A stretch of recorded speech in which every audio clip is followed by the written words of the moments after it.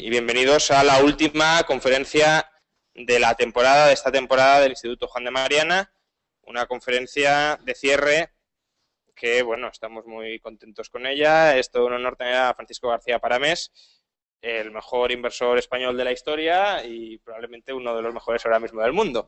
Con lo cual, la verdad es que estamos muy satisfechos y seguro que entre el público, pues también lo estaréis, porque la verdad que ha tenido muy buen éxito de recepción. Ya sabéis que el formato que hemos adoptado para esta última charla es un poco distinto a las anteriores, de cara también a dar un poco de fluidez a las preguntas, a que no se estanquen los debates en un par de temas, sino a que podamos preguntarle a Paco la mayor cantidad de cuestiones posibles. Entonces, como ya sabéis, nos habéis tenido que enviar por anticipado las preguntas que le íbamos a hacer. No es porque él las quisiera saber por anticipado y preparárselas, no se las hemos pasado, por tanto la espontaneidad va a seguir estando ahí, pero sí para darle un poco de orden al asunto. Con lo cual, tanto Luigi como yo iremos leyendo las preguntas. Si alguien, a raíz de lo que acaba de responder Paco, quiere repreguntar algo o complementar, no comentarios, sino preguntas sobre lo que acaba de decir, que levante la mano con este símbolo que, como podéis ver, indica que es muy poco espacio, muy poco tiempo de intervención. Es decir, no gastéis más de 30 segundos, por favor, para matizar algo. Es decir, tienen que ser comentarios a propósito de lo que acaba de comentar y breves, porque es que si no nos vamos a quedar estancados en un par de temas y no vamos a avanzar. Hemos dividido las preguntas en bloques. Al final de cada bloque sí abriremos un turno de preguntas para que cada uno, quienes así lo queráis, podáis preguntar sobre, dentro de ese bloque, temas que no hayan salido en las preguntas. Y sí que os podéis extender un poquito más, pero por favor no paséis de minuto y medio por pregunta, porque yo creo que lo que a todos nos interesa aquí es lo que conteste Paco, no la exposición que haga cada uno sobre su visión del mundo, ¿de acuerdo? Con lo cual, pues intentad restringiros en las preguntas de repreguntar, de matizar algo a 30 segundos y en las de exponer ya algo más de fondo, minuto y medio y no más. Y si os pasáis, os cortaré. Y poco más. Y ya no me enrollo yo más. Pues vamos a comenzar con las preguntas. El primer bloque que tenemos es el bloque de teoría económica. Aquí la verdad que han llegado muy poquitas preguntas, pero lo queríamos incluir sobre todo por si en el público luego quiere alguien preguntar. Y la pregunta que tenemos dentro de este bloque es de Luis Martínez y pregunta, ¿es realmente útil la teoría del ciclo? Austríaca, supongo. ¿Por qué? Si es imposible que se sepa lo que va a pasar en la economía. Bueno, sí, la verdad es que me alegro que me hagas esta pregunta, porque efectivamente hay gente que piensa que la teoría del ciclo, la economía austríaca en general, es como una especie de poción mágica que llegas por la mañana del lunes y digo, voy a comprar acciones de tal o de cual, dependiendo del momento X en el que estés en el ciclo. Y las cosas son mucho más complicadas que son, al revés. Es bastante difícil saber en qué momento estás en el ciclo y saber exactamente lo que está pasando en una economía, porque claro, no somos genios, ¿no? Y la verdad es que aprovecho y voy a hacer un poco un esquema básico de qué partido le podemos sacar a la economía austríaca y a la teoría del ciclo y cuál no. Y la verdad es que esto no es lo más importante, la teoría del ciclo, sinceramente, porque es difícil saber qué es lo que está pasando y en qué momento del ciclo que estás en países determinados. Se pueden saber cosas básicas, es decir, pues el país que lo está haciendo razonablemente bien, que está sembrando para el futuro, el país que está sembrando la semilla de su destrucción, se pueden hacer ciertas cosas básicas que te pueden dar una pauta de lo que hay que evitar y lo que no. Por ejemplo, claro, que yo he visto en los últimos años, bueno, además desde España, ¿no? Pues China en general lo ha estado haciendo bastante bien en los últimos años, vamos a hablar luego del tema del crédito en los últimos 2 o 3, que sí que se ha complicado un poco más el asunto, y en cambio Brasil es un desastre de país. O sea, yo cuando estuve hace 4 años allí entendí perfectamente por qué los tipos de interés están al 10% y no los pueden bajar, porque es un país con una cantidad de regulaciones, de problemas de fiscalización tremenda. Fiat tiene 1000 fiscalistas en plantilla, de tarifas continuas en todos los sectores. Bueno, es que lo que está pasando ahora viene todo aquello. Lo que pasa es que no se puede decir, voy a ponerme corto en Brasil o voy a hacer tal por Brasil en el año 2009. No, eso no es así.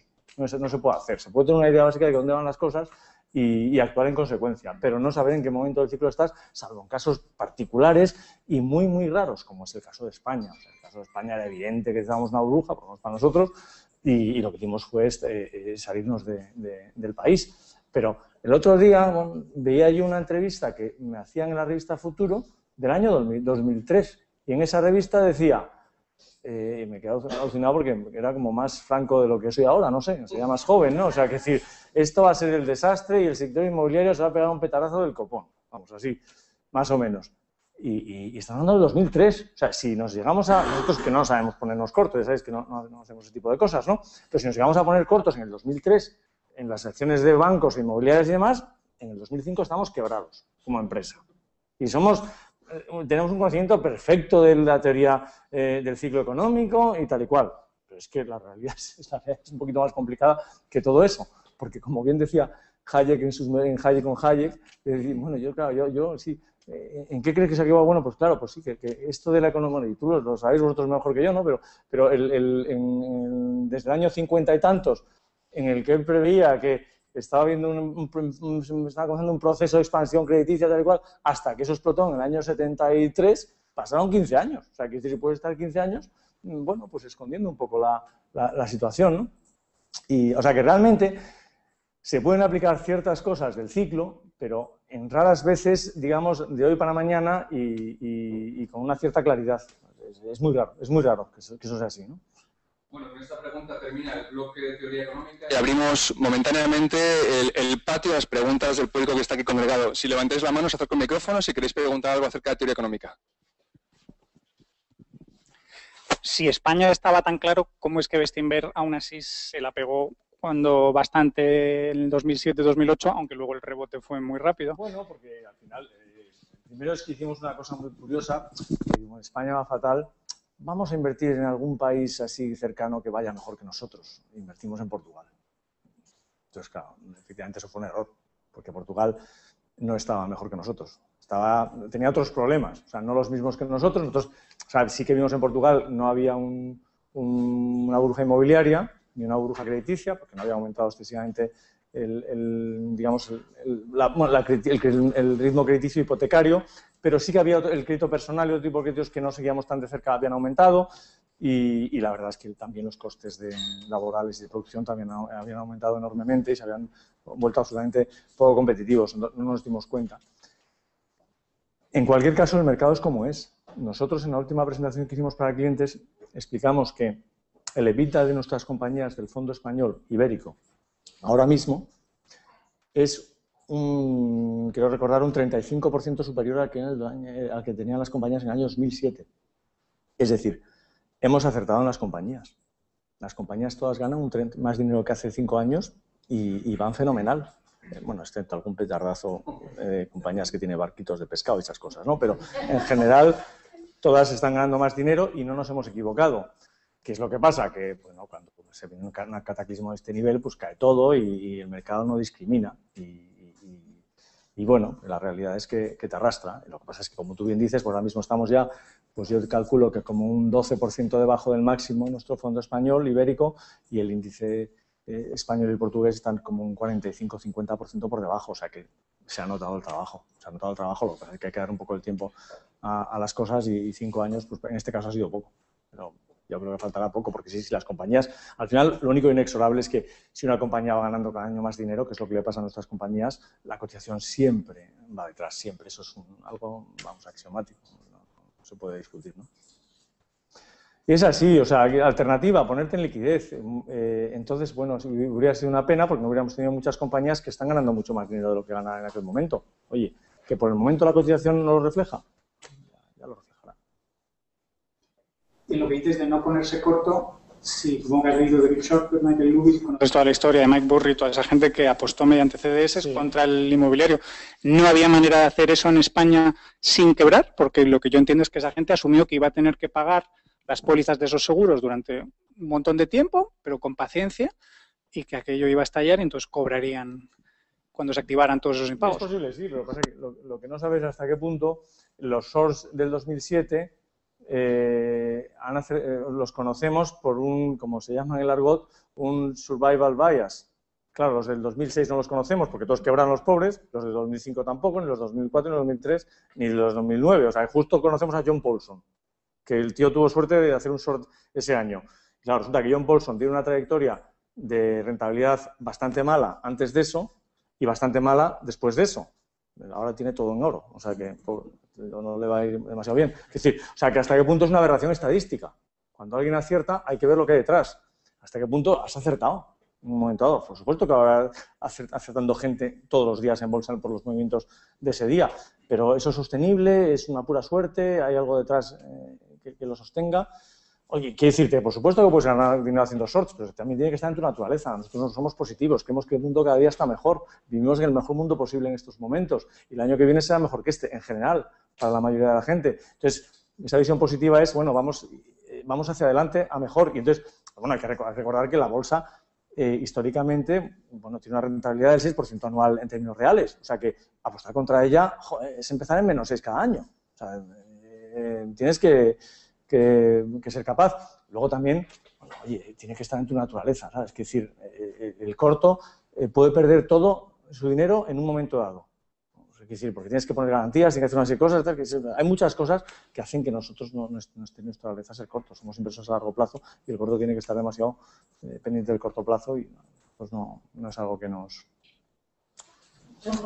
¿Qué tal? Yo soy profesora de universidad de teoría económica, además, ¿no? Y de historia del pensamiento económico. Y me doy cuenta que ahora, claro, llega la crisis, la recesión y tal, todo el mundo intenta sacar previsiones y los economistas teóricos somos los fracasados del mundo y nos hemos equivocado, no hemos sabido predecir, etcétera, etcétera. Estoy mucho la prensa, no. Debe ser. No, pero a mí tengo una sincera preocupación respecto a, desde un punto de vista histórico, la bolsa tiene muchos años ya. Es decir, ahora estamos en recesión y ha habido una crisis y estamos todos muy alterados, pero desde hace mucho tiempo la gente invierte a corto, a largo, etcétera, y a mí me da la sensación de que no hay una teoría que sustente el impulso del inversor que decide aquí o allí, por más que sí, como tengo mi dinero en Bestinver, voy todos los años y te escucho en qué os basáis y confío en ello y tal, por más que hay un análisis en el sentido que, por ejemplo, Bestinver hace, me da la sensación de que no hay una teoría que pueda predecir el comportamiento humano que al final es lo que subyace en la inversión, ¿no? No, sí, tío, ¿no? Sí. Yo no tampoco con ninguna teoría. Nosotros la teoría austríaca que siempre nombráis y tal. Pero, bueno, la teoría austríaca lo único que utiliza es un poco el sentido común. Entonces, está bien utilizar el sentido común para todo, ¿no? Entonces, yo llegué a la economía austríaca después de llevar 6 o 7 años, 8 años invirtiendo. Y entonces, lo que encontraba que tenía sentido en el mundo de la inversión, de repente vi que lo que me había enseñado en la facultad, que era la economía neoclásica, ya se me había olvidado, claro, completamente, pero no tenía ningún sentido, no lo aplicaba para nada todos los días. En cambio, lo que empecé a leer de Hayek y tal, digo, bueno, esto tiene sentido.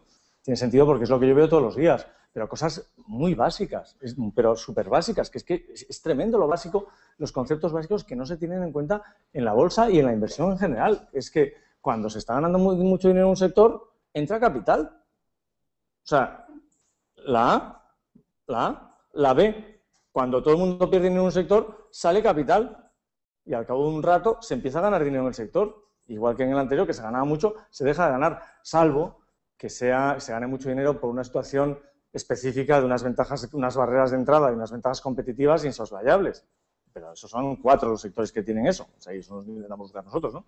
O sea, pero absolutamente básicas. O sea, que tú leas informes de analistas que en general extrapolaban unos márgenes del 15%, o sea, yo qué sé, sector, automóvil, o sea, el margen del 7, del 2, del 5, del 7, pues ahora el 7 ya para todo, y 7, 8, 9 para toda la vida. Sin normalizar que en un momento dado vendría una parte de bajar el ciclo, ¿no?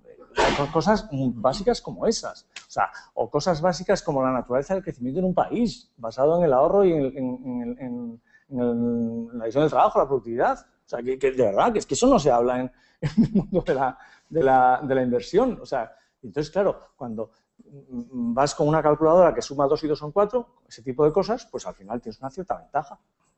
Porque sabes, pues el mundo de las commodities cómo van a ir y cómo, en fin, es que es como muy básico. Entonces, es que Incluso algunos conceptos neoclásicos también serían aplicables, porque no se aplica prácticamente nada en el mundo de la inversión. Pero es que es mucho más lógico aplicar la economía austríaca porque desde ese punto de vista tiene más sentido. Y es más predictiva del comportamiento humano. O sea, por supuesto que no vas a saber cuándo va a venir un señor a montar una fábrica porque en ese sector está ganando mucho. Eso es imposible de saber. Pero sabes que va a ocurrir y tienes que jugar con esa información que sabes. Que va a ocurrir, que es inexorable que entre capital en el sector papelero cuando están ganando mucho los fabricantes de papel. Es inexorable. Entonces no vas a decir el año y el día. Y el problema es que el 90% de la gente está viendo cuándo va a ser el daño y el día en que el precio de la pasta haga así. No tienes ni idea. Es ocioso hacer eso. Lo que tienes que saber es que cuando esté así, procura no invertir y espera que haga así. Y al revés, cuando esté haciendo así, pasa ahora en el sector acero. ¿Qué pasa en el acero ahora? ArcelorMittal está a 8. Nosotros vendimos a 60, 50 hace 5 años. ¿Qué le pasa ahora? Que es que lo que se veía que iba a ocurrir, que el consumo en China no iba a ser suficiente para tirar de todo, porque la intensidad de capital iba a bajar y se iba a ir hacia el consumo, se está produciendo ahora. Entonces, ¿qué está ocurriendo? Que el sector acero está en mínimos. Y en general en todo el mundo. ArcelorMittal apenas está ganando dinero. Y es probablemente uno de los productores más eficientes, igual que los coreanos. Pues en China están muchos productores perdiendo dinero. Entonces, lo normal es que salga capital del sector acero. Entonces, pues probablemente sea un momento razonable para invertir en el acero ahora. Nadie habla bien del sector acero. Nadie. Está todo el mundo hablando mal del sector acero en todos los informes. No hay futuro.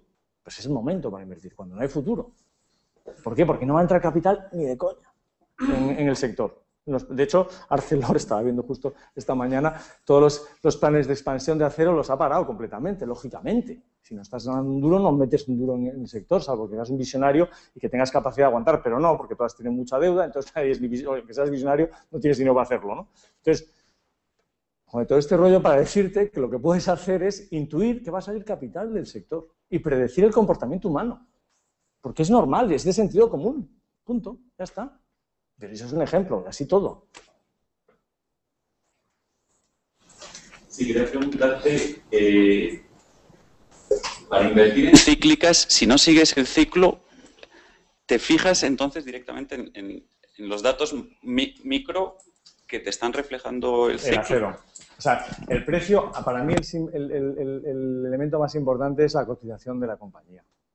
Porque eso te está diciendo que estás en un momento bajo de ese sector en puridad. No tiene por qué ser porque la demanda haya caído, puede ser porque la oferta es más alta que la demanda. O sea, el consumo de acero pues probablemente vaya subiendo un 3, un 5% al año, en vez de subir un 6, como pensaban la gente, porque China va a crecer al 10, en consumo anual, pues a lo mejor China, el consumo en China subirá un 4 o un 5, entonces el consumo global subirá un 2 o un 3. Entonces seguirá habiendo demanda, un poco más bajo ritmo, pero lo que está viendo es más oferta. Entonces, lo que te da la señal es el precio en bolsa de la compañía. Es la señal más clara. Entonces, o sea, lo que pasa es que nosotros realmente desde hace unos años invertimos en muy poca commodity, porque la commodity es que en las compañías commodity estás a expensas del viento. No, el precio no lo pones tú, el precio te lo pone un mercado. Y a veces eres capaz de tener esta intuición de que estás en un momento clarísimo bajo y que todo el mundo está ganando dinero menos tu compañía, porque tu compañía es el low cost.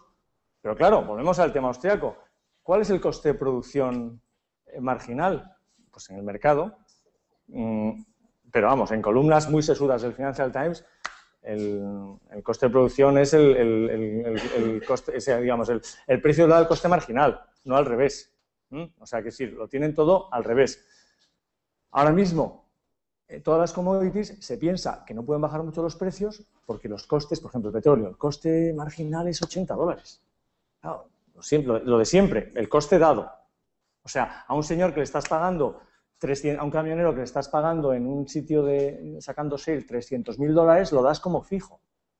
Y evidentemente, si en Australia o en los sales oil de Estados Unidos se cae el sector de commodities, ese señor en vez de ganar $300.000 va a ganar $30.000. Con lo cual, el coste marginal del productor que está ahí, pues será el que sea.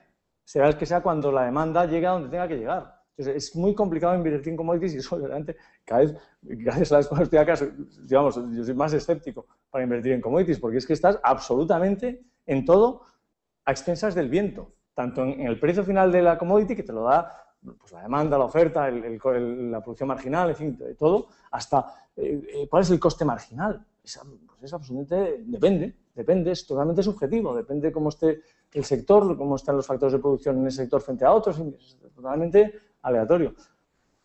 En fin, ahora mismo estamos en ArcelorMittal, donde tenemos inversión y le estamos trabajando y haciendo cosas porque Arcelor, sorprendentemente, la tenemos en el fondo español, porque está en el IBEX y está en España. Si no, difícilmente estaríamos invirtiendo para el fondo internacional. Y un poco por eso, porque es que no estamos ya trabajando con commodities, porque es muy difícil trabajar con commodities. O sea, dentro de que nosotros siempre somos favorables, como sabéis, o como si no sabéis, os lo digo, a los que no hayáis estado últimamente en alguna conferencia, en activos reales, y jamás invertiremos en papelitos, yo personalmente, y nosotros solamente invertiremos en papelitos, es decir, en bonos del Estado, en letras y demás, en momentos puntuales de, pues cuando el mercado en general esté todo a pervente, entonces ya no encuentras nada, pues no te queda más remedio que invertir algo en letras de teso a corto plazo, ¿no? Pero siempre con una vocación muy a corto plazo y, si es posible, de un Estado alemán, un Estado así. Bueno, ahora tenemos todo el Estado alemán. Dentro de esa panoplia de activos reales está, por un lado, las compañías con una ventaja competitiva tremenda, pues Coca-Cola sería un ejemplo, por ejemplo, y en el otro extremo están las commodities puras, pues el oro, sería el extremo último, luego las commodities que tienen un uso más industrial, que por lo menos se usa para algo, bueno, el oro también, ¿no? Pero no tanto, ¿no?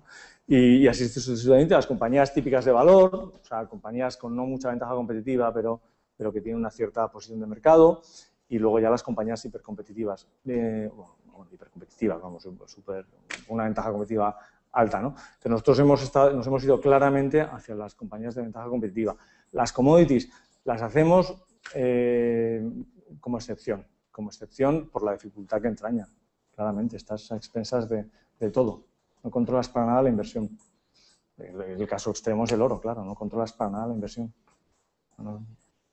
Entramos en el bloque de Value Investing y hay varias preguntas sobre Value Investing y contabilidad. Por ejemplo, Juan Mariano de Goyeneche pregunta: los críticos del Value Investing suelen decir que le damos demasiada importancia a las cuentas de las empresas, que sin embargo son fácilmente maquillables e incluso falsificables. El caso reciente de Pescanova, en el que, pese a que en Bestinver tenéis modelos para detectar manipulaciones contables, no os han saltado las alarmas, por eso podría apoyar esta tesis. ¿Hasta qué punto crees que las decisiones Value pueden acabar basándose en datos cocinados o falsos? ¿Cuántos casos de manipulación contable te has encontrado en 20 años? Y también, y muy relacionado, Vicente Varo pregunta, pues hasta qué punto el caso de Pescanova pone en cuestión la fiabilidad de la contabilidad de las empresas y la posibilidad de invertir en cualquier empresa de acuerdo con los criterios de un inversor en Value.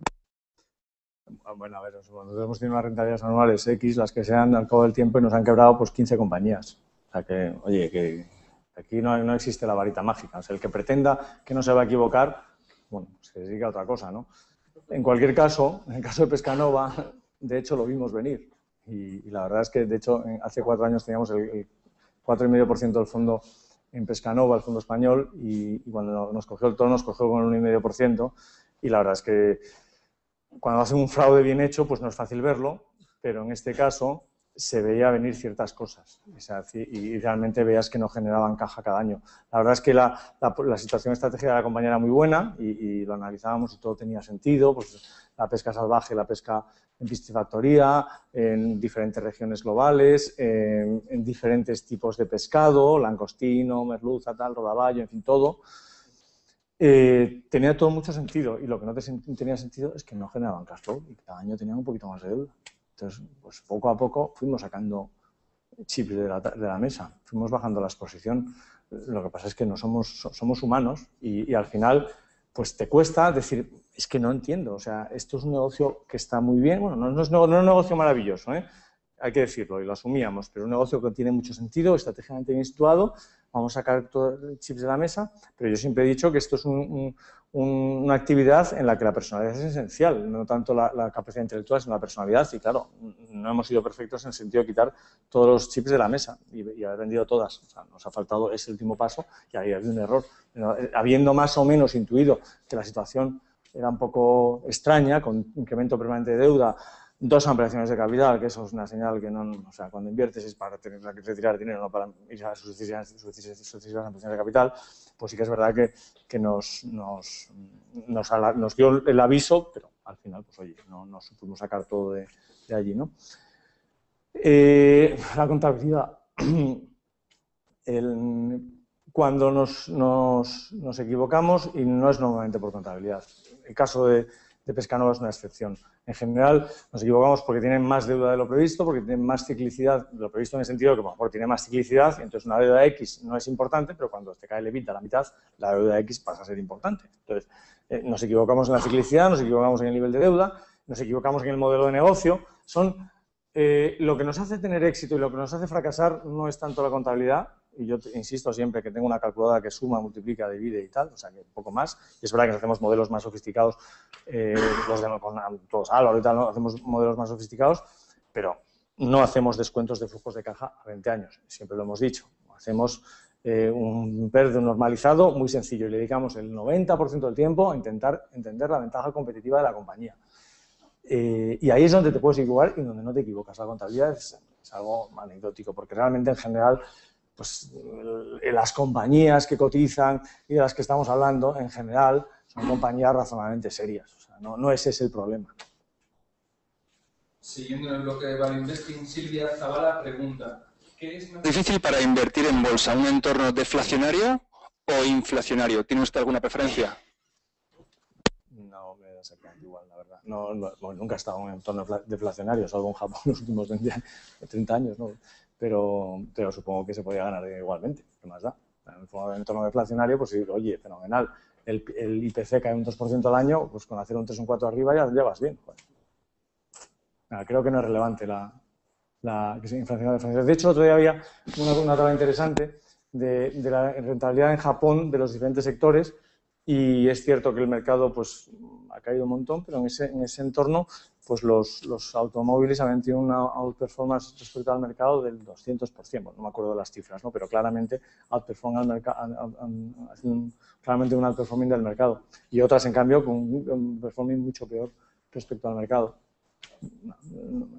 Algunos dicen que teóricamente en un entorno deflacionario pues es más difícil que las compañías ganen dinero y tal y cual.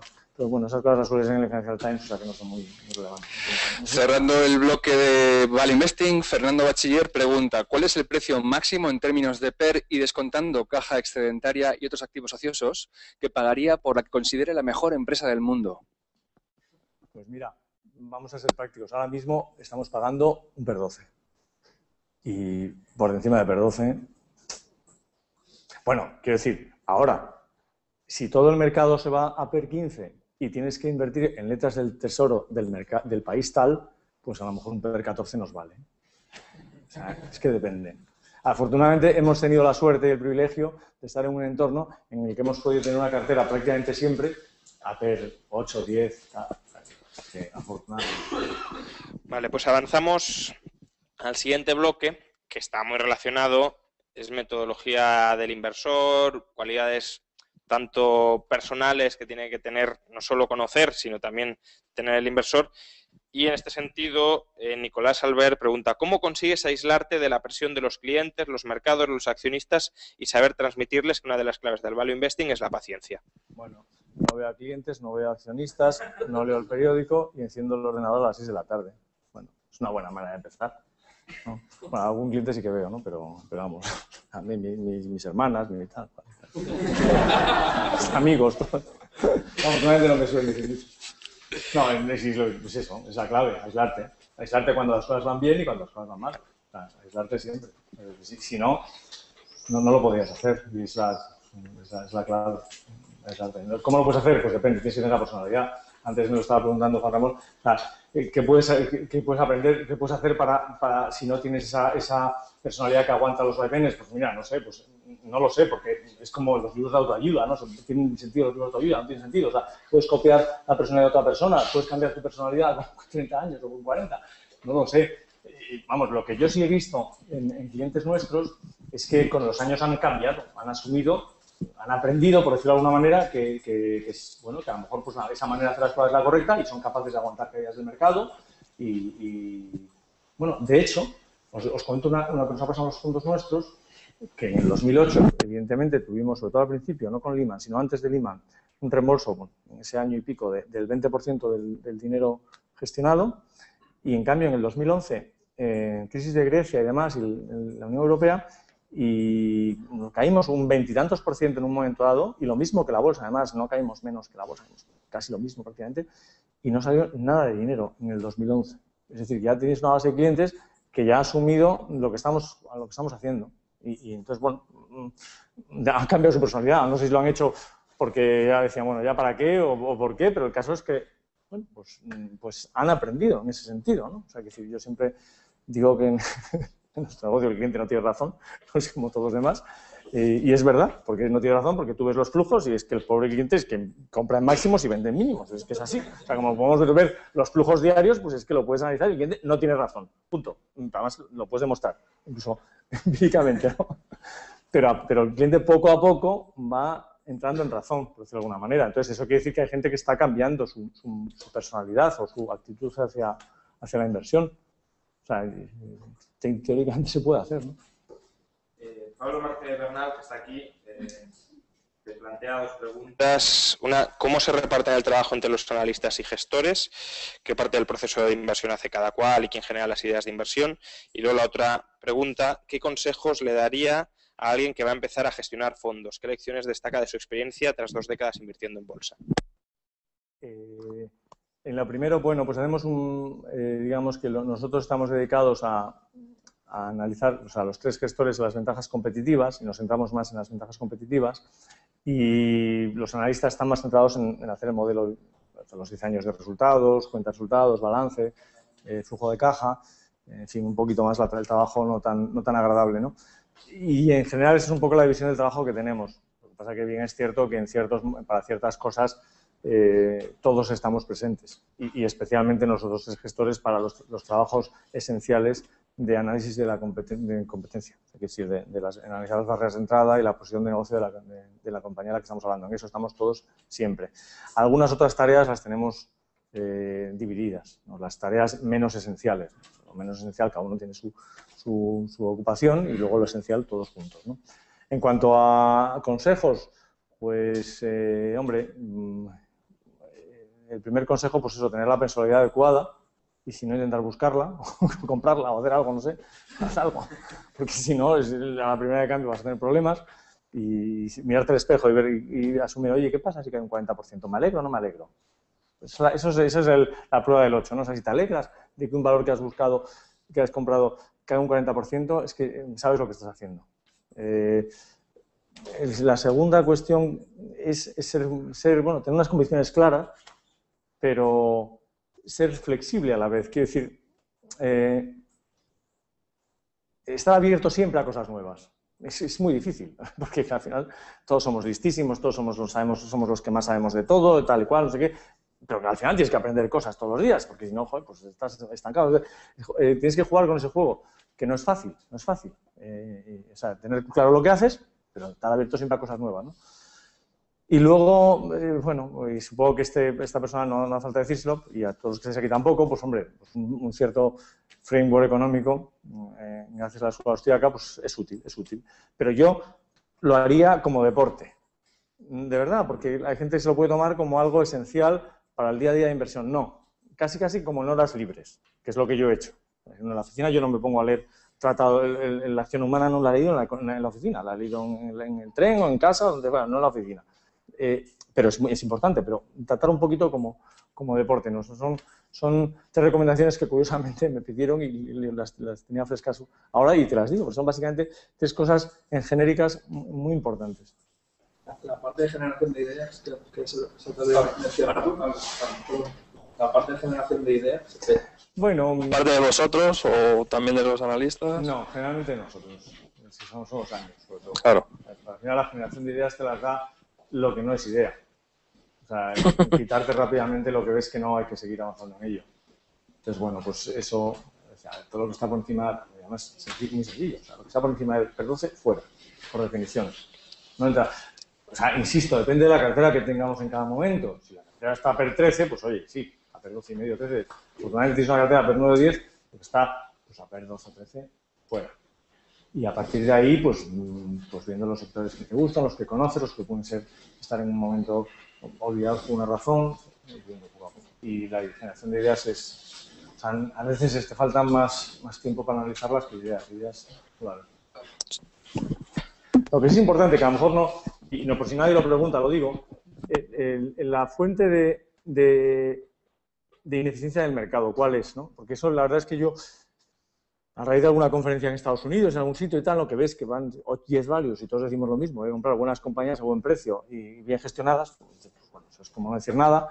Entonces yo intenté ir un poco más allá y decir qué hacemos nosotros distinto, o sea, o en qué basamos las ineficiencias que vemos, ¿no? Porque, claro, buenas compañías a buen precio, buenos negocios, pues está evidente que todos intentamos buscar eso, ¿no? Y entonces las fuentes de ineficiencia que he visto pues son 6 o 7, que las tenemos en una hojita nueva que hemos puesto en la página web, que es pues las pequeñas compañías, obviamente, que están menos analizadas, las compañías estructuradas como holdings, que por definición la gente les pone un 20% de descuento. Bueno, y depende, si el holding crea valor todos los años, si aumenta el net asset value un 12 o un 15% anual, porque le vas a poner una penalización, ponle lo que vale y ya está, ¿no? Por ejemplo. Estas pues, compañías que cotizan en un lugar y tienen el negocio en otro, pues ahí se puede decir otra fuente de ineficiencia. No me acuerdo más, o sea, pero hay una serie de situaciones en las que existe una razón, digamos, técnica que te hace que el valor no se encuentre reflejado en la cotización. Acciones preferentes, acciones menos líquidas, o sea, pues un poco tipos con cap, ¿no? Pero vosotros, en inversión, sabéis que es en BMW vía acciones preferentes. Entonces, bueno, pues las acciones preferentes han continuado con un descuento en los últimos 6 años del 30, 40, 50%, depende del momento, respecto a las normales.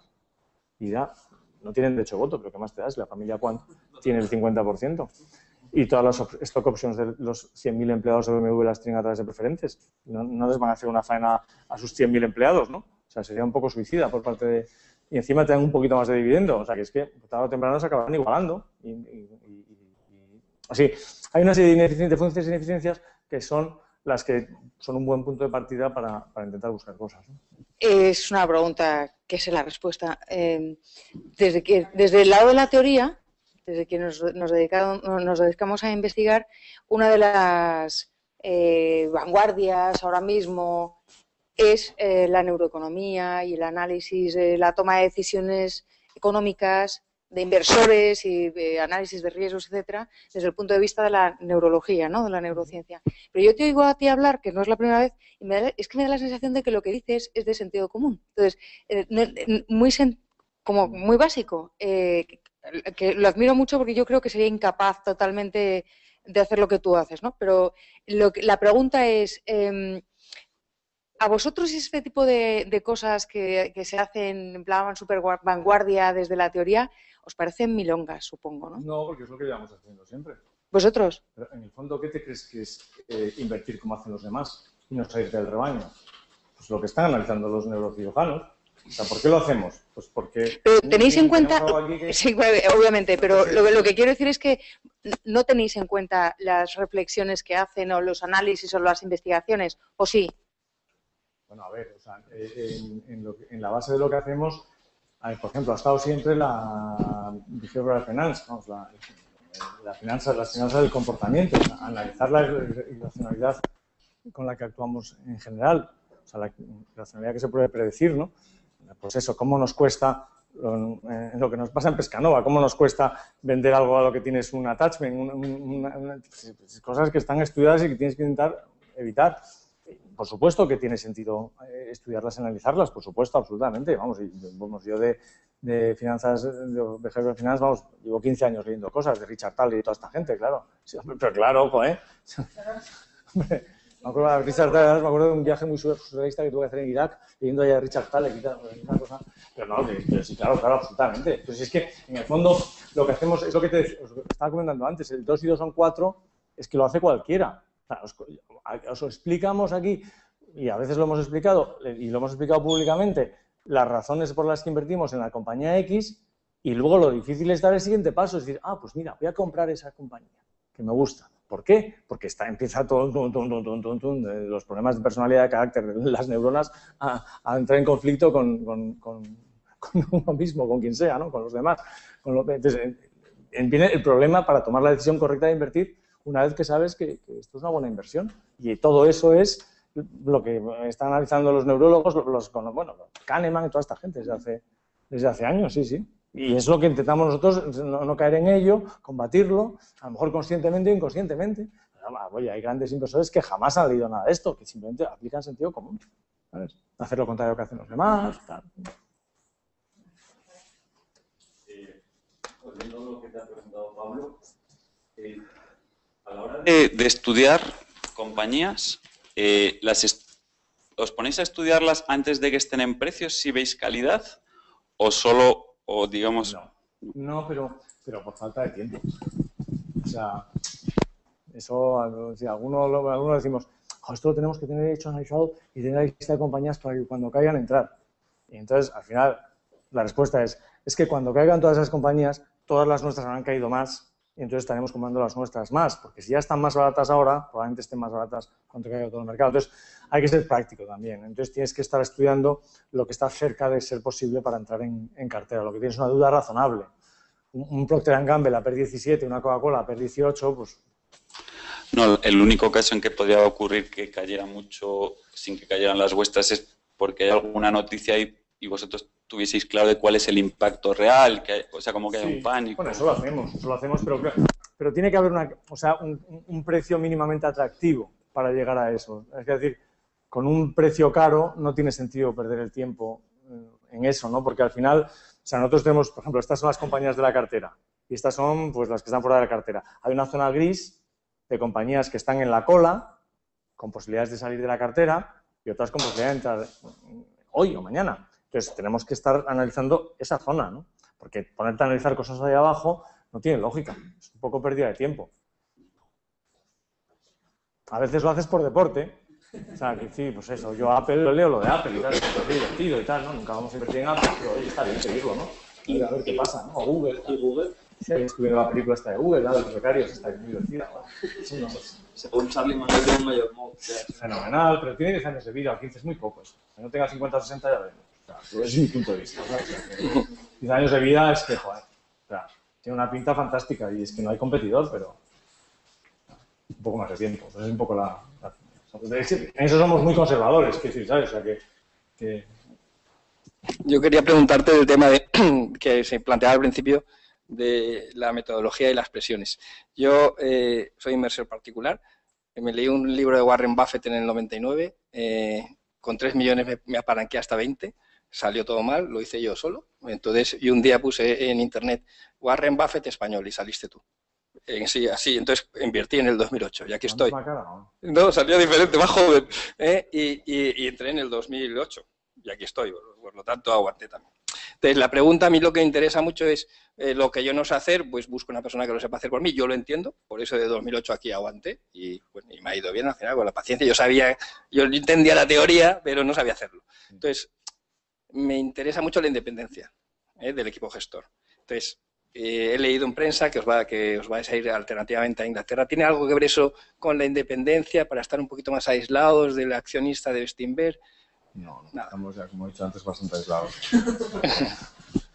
No, la verdad es que es como aquello, como se nos ha ocurrido antes, ¿no? Es que tú ves los eventos que hay y es que la que se me viene encima es tremenda. O sea, no sé, pues que en Londres es tremendo lo que hay todos los días. Ahora estaba en Corea estos 4 días viendo compañías y varias de ellas, 2 de ellas muy interesantes, habían estado en Londres 2 meses antes. Y el jet lag, el insomnio y todo lo que he tenido me lo podía haber evitado. Hay todos los días hay 2 o 3 eventos interesantes. Entonces, bueno, hay que estar allí. Pero por temas prácticos, un tema de logística, ¿no? O sea, que es que si no, no puede estar yendo y viniendo y tal. Y entonces, bueno, la idea es esa y ya permanentemente que estemos alguno de nosotros allí. Paco, nuestros seguidores en Twitter nos comentan... Perdón, además, la independencia es una situación... La independencia es un estado mental, no es un estado físico. Hola, buenas tardes. Habéis tenido a gala durante muchos años que no invertíais ni en bancos ni en seguros y creo que recientemente habéis entrado en Bankinter. ¿Qué es lo que ha cambiado o por qué esta compañía? Una maldad más hemos hecho. Pero como hay periodistas por aquí, no puedo. ¿Me contestas luego, entonces? No, sí, sigue. No, simplemente que ha cambiado, si ha cambiado la filosofía o habéis visto algo especial en un banco o lo sabéis... Lo que hablaba antes de José Ignacio, el tema, o sea, que nos ha llamado la atención, el precio. ¿Y el precio por qué? Entonces llevamos tiempo diciendo que nos plantearíamos empezar a hablar de todo, de la banca en general, cuando en España se hablara de quiebras de bancos. Y hasta que no han llegado las quiebras de bancos, no hemos empezado a tomarnos en serio el asunto. Entonces ya como ha habido quiebras de bancos, ya evidentemente en los precios antes se están recogiendo ya bastantes cosas, nos hemos planteado empezar a entrar. Y entonces pues hemos hecho alguna cosa como en Bankinter y estamos seleccionando los bancos que nos puedan dar el índice de sorpresas más baja posible. Sí, como el caso de Bankinter, ¿no? Como veis no ha tenido prácticamente implicación en el real estate y de hecho fijaros ahora que otra noticia interesante y un dato importante. Todos los bancos han refinanciado aproximadamente entre el 10 y el 12% de sus préstamos y Bankinter el 2-3% de sus préstamos. O sea que no ha tenido que echar la pelota para adelante como lo está haciendo el resto de la banca, ¿no? O sea que es un banco el que te puedes fiar más o menos de que las cuentas son razonablemente sólidas, ¿no? A partir de ahí, pues bueno, la banca, joder, la banca es eso, pues esto de capital y así el balance, pues hay que ir con cuidado, claro. ¿Tienes falta de alternativas en otros sectores? No, y de hecho, pues mira, en la banca, pues no sé, ahora que tenemos el 2% que podemos tener en banca, el 2% de la cartera española, que es el 20% de lo que recomendamos a un cliente, ¿no? O sea, que estamos hablando de 40 puntos básicos de nuestra cartera modelo en banca española. No, es que estemos haciendo una apuesta fortísima. Y lo que pasa es eso, pues es un poco lo que estás diciendo, ¿no? Que nos cuesta vender lo que tenemos en cartera, porque tenemos una cartera bastante buena en España y en Portugal, dentro de lo que cabe, ¿no? Entonces nos cuesta vender para comprar más compañías más involucradas al ciclo español. Y yo un poco lo que estábamos contando antes, que yo empiezo a ser optimista respecto a España, ¿no? O sea, que decir, desde luego soy lo más optimista que lo he sido en los últimos 10 años, eso está claro. O sea, nunca he sido tan optimista como ahora. Antes estaba en 0 y ahora estoy en, no sé, 0,5, 1, 3. O sea, estoy por encima de 0, ¿no? No sé cuánto, pero... entonces, claro, creo que aquí, hombre, todo el tema de bancos es que viene de todo esto, ¿no? O sea, que decir, si tú crees que la economía española puede empezar a crecer a un ritmo del 2-3%, pues claramente tiene sentido estar invertido en la banca, aunque solo sea para especular un poco. Especular para mí es invertir a 2-3 años, ¿sabes? Una especulación así a corto plazo y tal, pues está bien la banca, ¿no? No para mucho más, pero para eso sí. Y yo sinceramente creo que España sí que puede estar empezando a salir del agujero, ¿no? Porque, bueno, lo que hablábamos antes, al final los dos factores más importantes de producción es la tierra y el trabajo, todavía, ¿no? Y la verdad es que, bueno, pues la tierra pues, está ajustándose a marchas forzadas y el trabajo, pues también. Y ahora mismo montar una empresa en España, pues a lo mejor pues eso, te dan una nave industrial gratis 3 años, una oficina con 1 año de carencia y luego un alquiler que está a mitad del precio del alquiler hace 5 años y lo mismo el trabajo, vamos, o sea, que contratar a alguien por la mitad de lo que te costaba hace 5 años es que está muy fácil. Y encima, si te sale mal el negocio, es mucho más fácil liquidarlo de lo que era hace 3 años, con lo cual hacer negocios en España claramente es mucho más atractivo e interesante que hace 4 o 5 años, con lo cual estamos sembrando.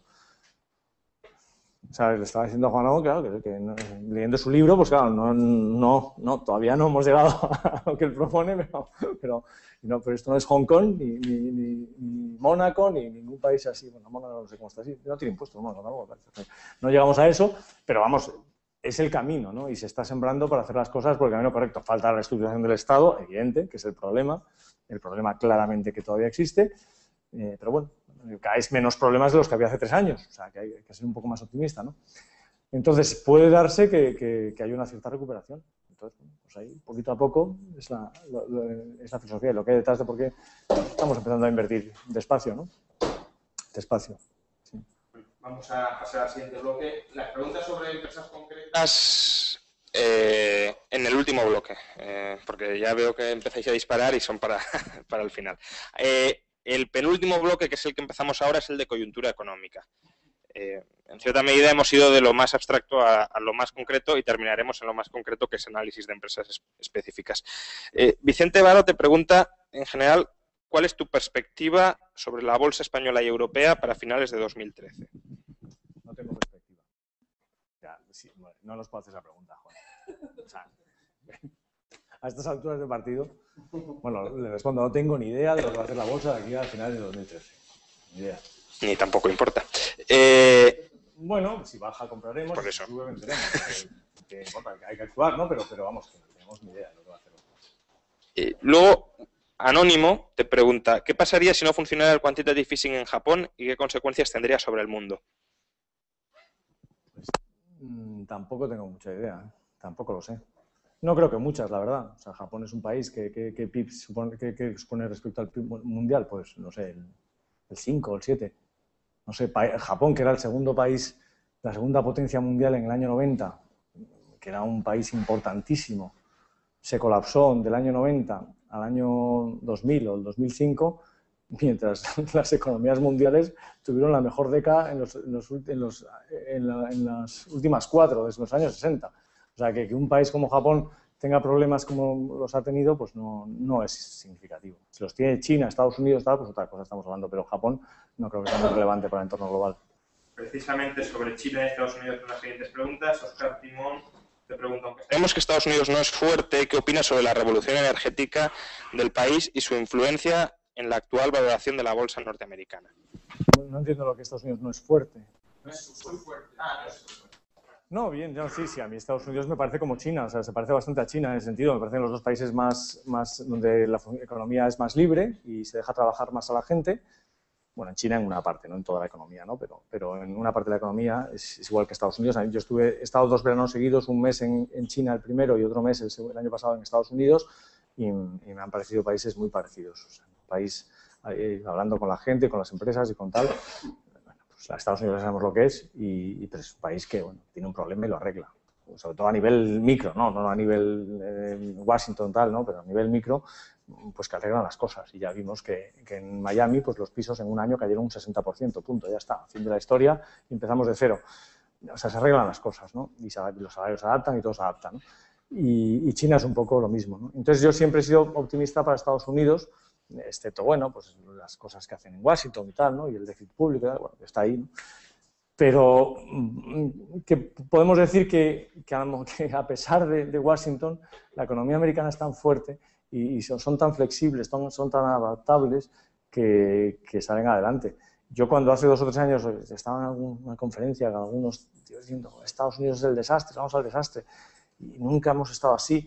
Y claro, tú leías, por ejemplo, que en el año 74 con Nixon, pues claro, los precios estaban congelados, o sea, estaban regulados los precios, que la gasolina lo decía el gobierno, que las líneas aéreas eran, no sé si eran del gobierno o casi. Pero ¿cómo puedes decir esa barbaridad? O sea, nunca ha estado el país como ahora, excepto en una serie de cosas que tiene, pero bueno, el país está como siempre, igual de bien, ¿no?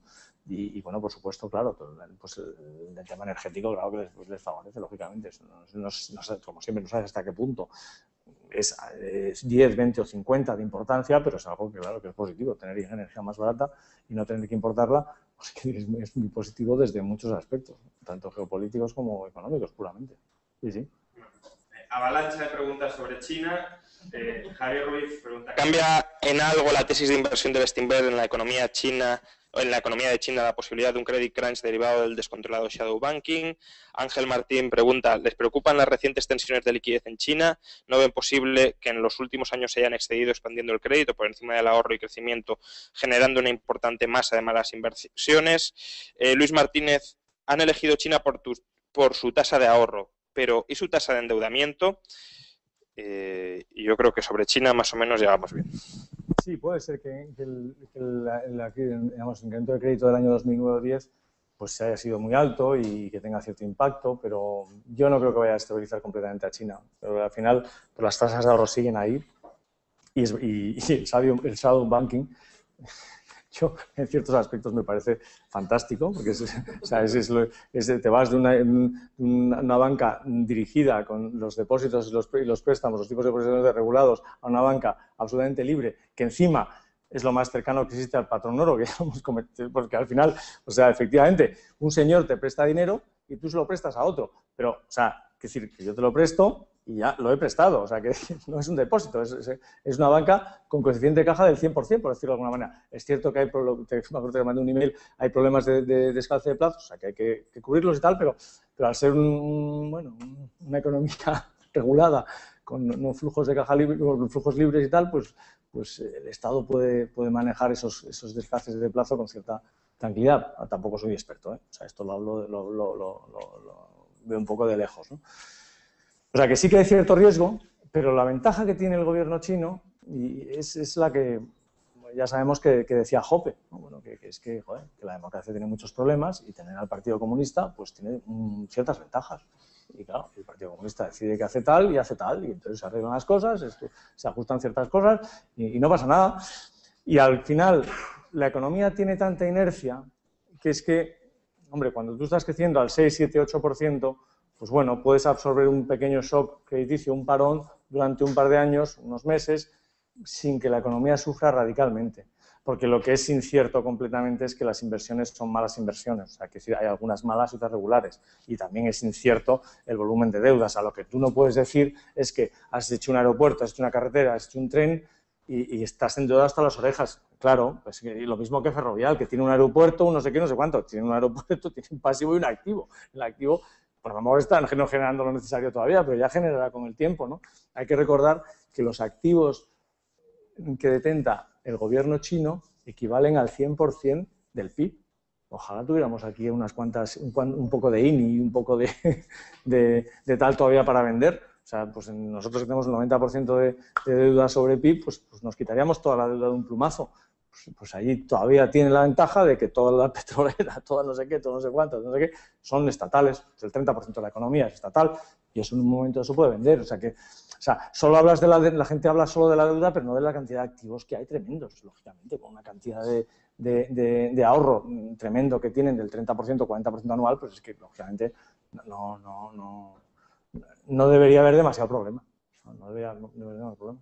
Pues la base sigue siendo la misma, o sea, el incremento de productividad es todos los años el 4, 5, 6% y las tasas de ahorro están ahí. O sea, que sí, puede haber momentos puntuales de burbuja en ciertas ciudades, momentos puntuales en ciertos sectores, en ciertas economías locales, en ciertos entes locales, sí, pero en general no parece que vaya a ser la causa de la explosión.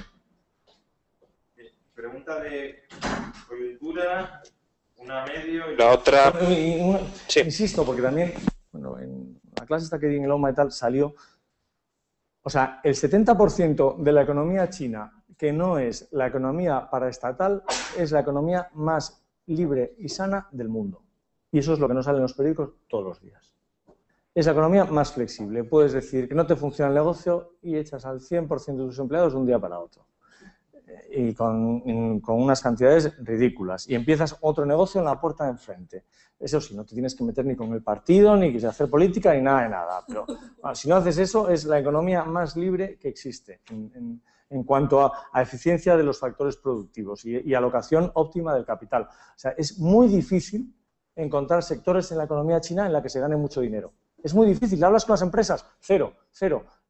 O sea, cero. Quiero decir, un 5% de margen. ¿Por qué? Porque la competitividad es tremenda. O sea, para fabricar zapatos, sillas, cafeterías, es tremenda la competitividad, porque es una entrada y salida de recursos muy rápida, muy fácil, muy abierta, muy abierta. Y eso es lo que la gente a veces olvida. Y eso es el 70%, ¿no? No, hombre, eso como siempre es un poco un dato así, ¿no? Pero aproximadamente. Además es lo lógico, porque al final, ¿qué está regulado absolutamente? Pues la banca, el petróleo, la electricidad, los coches. Lo mismo que aquí en Francia, lo mismo. Exactamente lo mismo. ¿Quién pone el precio de la electricidad? ¿Quién pone el precio de la gasolina? ¿Quién pone el precio del tipo de interés? Lo mismo. ¿Quién decide quién es banquero y quién no? Lo mismo que allí, aquí, es igual. Nosotros tenemos elecciones cada 4 años, que eso complica las cosas.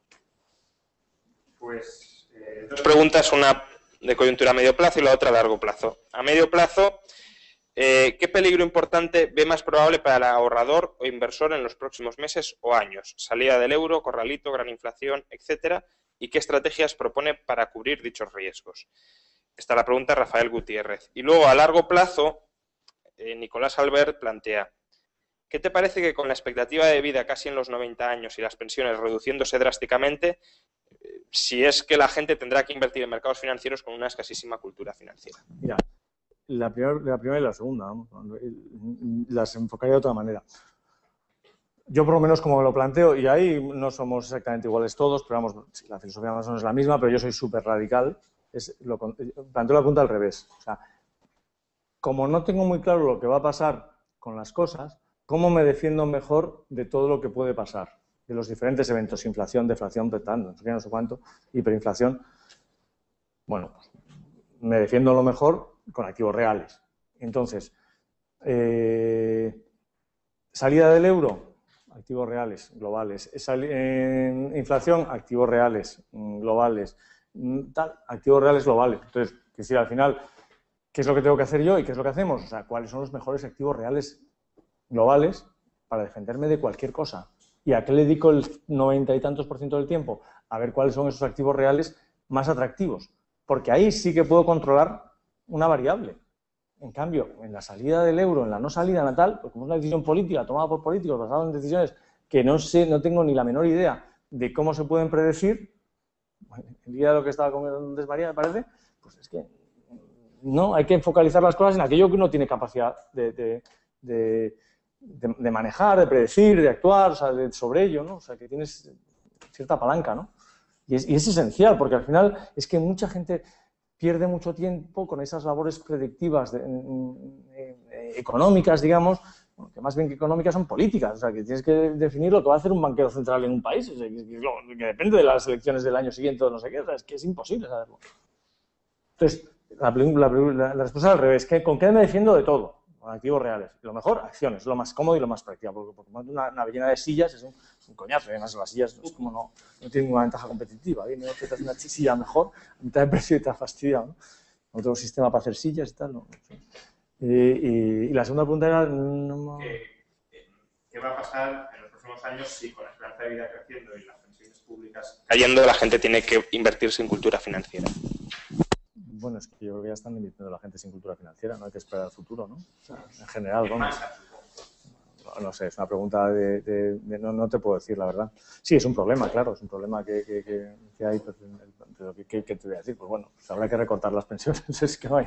O sea, si un país no genera, no genera, o sea, es que no hay.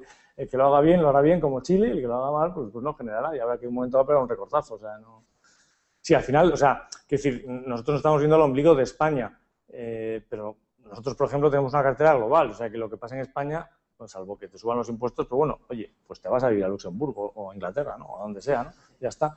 Quiero decir, bueno, pues, pero eso como por estar basado aquí, pero filosóficamente a la hora de invertir te tiene que dar un poco igual eso, ¿no? Y lo bueno de todo lo que está pasando en Europa, porque es que todo se saca, todo tiene su punto de vista bueno, ¿no? Es que hay mucha gente que está aprendiendo. Mucha gente en China, mucha gente en India, incluso algunos políticos en esos países incluso están aprendiendo, ¿no? Es decir, oye, a lo mejor no hay que pasarse mucho en ofrecer a la gente más de lo que podemos darles y tal y cual, ¿no? O sea, y hay cierto debate en esos países también sobre eso. O sea, que tiene unos puntos positivos que a lo mejor son favorables a largo plazo, ¿no? Terminamos con el bloque de coyuntura, un poco ligando ya con el siguiente bloque de análisis de empresas. En el momento en el que estamos actualmente, pregunta Rafael Moreno, ¿qué 3 sectores le parece que pueden ser los más interesantes para invertir? No, tampoco lo enfocamos nunca vía sectores. Nosotros vamos compañía a compañía y a veces nos ocurre que nos encontramos con que todo el sector es interesante y compramos 2 o 3 compañías del sector, ¿no? Es decir, por ejemplo, pues si en un momento llegas a decir que la banca española es interesante, pues acabas comprando 3 o 4 bancos, ¿no? Pero no es una decisión, venga, en ese sector vamos a invertir, porque es que depende del precio. Y el precio, pues bueno, hoy está un sector interesante, dentro de 6 meses a lo mejor no. No soy capaz de decir, claro, de decir la típica obviedad. No, sí, los sectores que den servicio al incremento de la edad de las personas. Sí, claro, obvio. Pero como lo ha pensado todo el mundo, ¿esto dónde está yendo el capital? Pues a eso. Entonces, ¿que se va a ganar mucho dinero en eso? Pues no es probable. Entonces hay que jugar con eso también. No es exactamente coyuntura, pero como has nombrado planes de pensiones, se critica mucho desde la izquierda a la gente que queremos que se privaticen los planes de pensiones y que sean de capitalización, porque dicen que esto es un movimiento pues de la banca y de los grandes gestores de patrimonios pues para llevarse el negocio. Y entonces dicen sobre todo, y esto supongo que es verdad, no sé los números si son ciertos, que los planes de pensiones en su inmensa mayoría gestionados por la banca son pésimos. O sea que cuando los ves históricamente es que no dan prácticamente nada. Entonces, ¿qué puedes decir al respecto? Sobre todo en un país como España, donde el sector bancario es tan gigantesco y tiene tanto poder, donde vosotros sois de las pocas gestoras realmente independientes que no tiene esos resultados malos en sus planes de pensiones, sino todo lo contrario. No, tío, yo creo que tiene razón en este caso la izquierda, ¿eh? O sea que...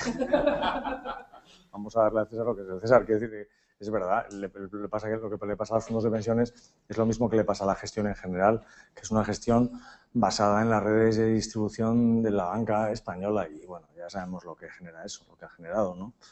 Y normalmente el cliente no suele ser lo primero, sí es verdad. De hecho, lo que es el gobierno, siendo cierto eso, el otro día leí una barbaridad monumental, ¿no? Que es que van a limitar los fees de los fondos de pensiones, o sea, tienen en la cabeza limitarlos, es decir, poner el 1%. Entonces, fenomenal. O sea, nosotros que hemos dado a los clientes un 12% anual desde hace 15 años y cobramos, no sé, la verdad es que no sé lo que cobramos, me parece el 1,5 o el 1,75, creo que es lo mismo que en los fondos de inversión. Digo, café para todos. Nosotros, si hacen eso, tendríamos que bajarle a los clientes la comisión al 1%. Bueno, fenomenal. Bueno, habiendo dicho eso, y tienes razón en general, ¿no? La verdad es que la gestión de fondos de pensiones no ha sido muy buena porque, pues ya se sabe, el tipo de entidad no ha gestionado bien. Pero eso no quiere decir que tenga que ser malo, ¿no? Si hacen una buena promoción y vienen gente extranjera y otros tal, pues al final el dinero acabará yendo a los que lo hagan bien, ¿no? Y nosotros, como sabéis, sin hacer nada de publicidad y propaganda, ni marketing de ningún tipo, en fondos de pensiones, pues me parece que tenemos ya 700, 800 millones de gestión. O sea, de peseta a peseta, de todo el mundo. O sea, que al final, como siempre, el dinero va a los sitios más eficientes. O sea, va a la colocación más eficiente, ¿no? Pero no es suficiente, evidentemente, porque el mercado de fondos de pensiones en España es bastante más grande que eso. Tenemos una cuota relativamente baja. Pues sí tienen algo de razón. Pero al final ese es el mercado. O sea, que decir, oye, pues poco a poco la gente lo irá llevando a donde haya que llevarlo. Y saldrá más gente como nosotros y tal. A raíz de la pregunta de los planes de pensiones, habías dicho en la conferencia anual que mejor planes de pensiones que fondos de inversión, a pesar incluso de la... De mejor, ¿no? Mejor en la cantidad que puedes disponer de ellos. Bueno, mejor, claro, sí. O sea, que decirte, depende de tu marginal. ¿En largo plazo? Es que depende mucho de la situación personal. Quiero decir, lo bueno que tienes es que Hacienda te pone la mitad si estás en un marginal de 50. Si estás en marginales mucho más bajo o no tienes rentas del trabajo, no tiene mucho sentido invertir en fondos de pensiones. O sea, depende de la situación personal. Depende también de si tienes mucho ahorro o no. Si tienes poco dinero, hombre, pues meterlo en un sitio donde solo puedes sacar si te jubilas o tienes el paro o enfermedad grave, pues bueno, no sé, pues tienes que comprar una casa, ¿sabes? O sea, que sí, pero no. ¿Sabes? Que decir, sí, pero si es un ahorrador que tiene dinero sobrante y 400.000 euros en fondos de inversión y tal, pues metes los 10.000 euros anuales en tu fondo de pensión. Claro que tiene sentido. Vamos, yo lo hago todos los años, absolutamente. Los 10.000 euros. Muy bien, pues vamos a comenzar el bloque de análisis de empresas. Se están esperando. Y la primera son 3 preguntas y respectivamente Ángel Martín, Alejandro Martín Toledo y Sergio Torres, las 3 referidas a Royal Imtech. Comentan básicamente que se siguen siendo optimistas con Royal Imtech y que qué opinión le merece el deterioro de márgenes de la empresa y la incertidumbre del valor a medio plazo. Está bien. Pues sí, es una compañía que acabamos de comprar que normalmente no se sabe, pero como hemos tenido que decir en Holanda que hemos pasado el 5%, pues es información pública ya, claro. Y supongo que se ha enterado por eso, claro, por leer que hemos dado lo del 5%, hemos tenido que publicar que 5%. Hombre, pues una inversión más, ¿no? Es una compañía de ingeniería que no es lo mejor del mundo, pero es una compañía que éramos accionistas en su día. Y entonces vendimos y lo que pasa es que ha hecho un profit warning un profit warning no. O sea, ha habido un fraude en Alemania y en Polonia y vamos, están en pleitos, tal. Entonces en Alemania y en Polonia han tenido que rehacer todas las cuentas y hombre, ha sido una especie de pescado, pero mucho más pequeño, ¿no? Pero lo bueno es que no está contaminado el resto de la compañía porque tenían mucha independencia las filiales. En España tiene una buena actividad también, en Inglaterra, en fin, tal. Y bueno, y hemos hecho nuestros números y hemos pensado que no se ha contaminado el resto, lo de Alemania y lo demás lo van a cambiar, y entonces van a hacer una ampliación de capital, pensamos que ahora mismo, después de que esto ha caído desde 20 y tantos a 5, bueno, a 6, 7, ¿no? Entonces, bueno, pues hemos aprovechado para comprar, vamos, no tiene nada de particular. Vicente Barro pregunta, ¿cuáles son los criterios con los que consideran que la inversión en Telefónica es interesante? Bueno, hay cosas peores. Siempre hay cosas peores en la vida. Mejores también, ¿eh? No, hombre. Mi mujer trabaja en Telefónica, que es un activo importante. No, y le encanta y está aquí. Tiene una cultura de empresa importante y tal. No, hombre, Es que todo el mundo habla mal de ella, ya, es que empieza a ser divertido esto. ¿Sabes? Ya hay poca gente que habla bien, entonces cuando alguien se habla mal de alguien o de algo que cotiza en bolsa es tiene una atracción fatal, ¿no? Y no, la verdad es que el EBITDA en España ha caído de 10 billones de euros hace 5 años a 6,5 este año. Y es decir, lo que estábamos esperando pues ya ha pasado. ¿Que el EBITDA en España puede pasar de 6,5 a 5? ¿5,5? Sí, pero ya en un entorno de 20, 21 billones de EBITDA ya estás hablando de más o menos 5, 10% ya. Estás ahí, estás cerca de donde tienes que estar. Y además encima están haciendo, bueno, por fin un esfuerzo en bajar los márgenes vía fusión y adaptarse al entorno competitivo. Y, en fin, creemos que lo peor ha pasado en términos de realidad de la compañía y percepción del mercado. Ahora la percepción del mercado es bastante mala y la realidad de la compañía pues es que tiene que hacer sus cosas y sus esfuerzos, pero es razonablemente, bueno, normal, ¿no? Y, hombre, para un fondo de cotización en España, pues tener algunas telefónicas en ese entorno. Fíjate tú que, desde, ahora no tanto, pero desde julio la bolsa ha subido, pues eso, un 20-25% ahora, ¿no? Que ha caído un poco, ¿no? Y Telefónica está prácticamente al mismo precio de julio, un 5 o 6% por encima, 10% como mucho, o sea que se ha quedado muy atrás en la recuperación. O sea, hay muchos factores que te hacen que tener una inversión en Telefónica, no para hacer grandes rentabilidades, sino para, bueno, pues hacer un poco de trading quizás, de aquí a un año o dos, pues puede ser interesante, ¿no? ¿Podéis hacer una valoración del equipo gestor en Telefónica? Una de las cosas, fíjate, una de las cosas interesantes que hemos aprendido con los años es que el equipo gestor, mientras no se lleven el dinero, no es tan importante. Es decir, es mejor la calidad del negocio. Porque como bien dice Buffett, que siempre ha dicho algo sobre las cosas, sobre cualquier tópico, cualquier tema, o sea, cuando una buena compañía y un buen gestor se juntan, cuando una mala compañía y un buen gestor se juntan, el que mantiene la reputación es la mala compañía. El gestor pierde la reputación. O sea que es mucho más importante, al cabo del tiempo, la calidad del negocio, el tipo de negocio, la ventaja competitiva, que venga un gestor mágico tal y cual que lo vaya a cambiar. Hay que editar libros sobre management y gurús y tal cual, pero cuando no hay una dinámica competitiva fácil, pues es que no. Entonces, mientras sean mínimamente normales y razonables, pues está bien. Y la verdad es que pues, nosotros hemos visto a Payete un par de veces y tal, y es una persona sensata y que tiene las cosas, no están haciendo el ajuste que tienen que hacer en España, que es importante, ¿no? Están reduciendo la deuda de una manera importante, que también eso es una de las razones que nos ha tranquilizado, es decir, tenían 60 billones, van a acabar este año con 45, pues 45 billones pues ya es una deuda razonable, no han recortado el dividendo un año, está claro que es una compañía que si recorta el dividendo un par de años pues genera 10-15 billones de caja, ¿no? O sea que, bueno, son varias razones, a pesar de que sí, como gestor, pues no comento. Otra pregunta de este bloque: ¿incluiría dentro de alguno de los fondos de Bestinver una empresa también del sector energético como Duro Felguera? Sí, no, ¿por qué no? Somos accionistas de Técnicas Reunidas, por ejemplo, o de Intec en el Fondo Internacional, sí, de una ingeniería, por supuesto que somos accionistas, o el Ignor también, somos accionistas, o sea, sí. Pero Duro Felguera no sé por qué se nos escapa un poco del radar y el otro día lo estamos comentando precisamente, que a lo mejor deberíamos retomarla un poco.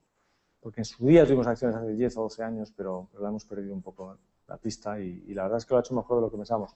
Bien, es cierto que tiene una exposición importante a Venezuela, pero también es no. O sea que...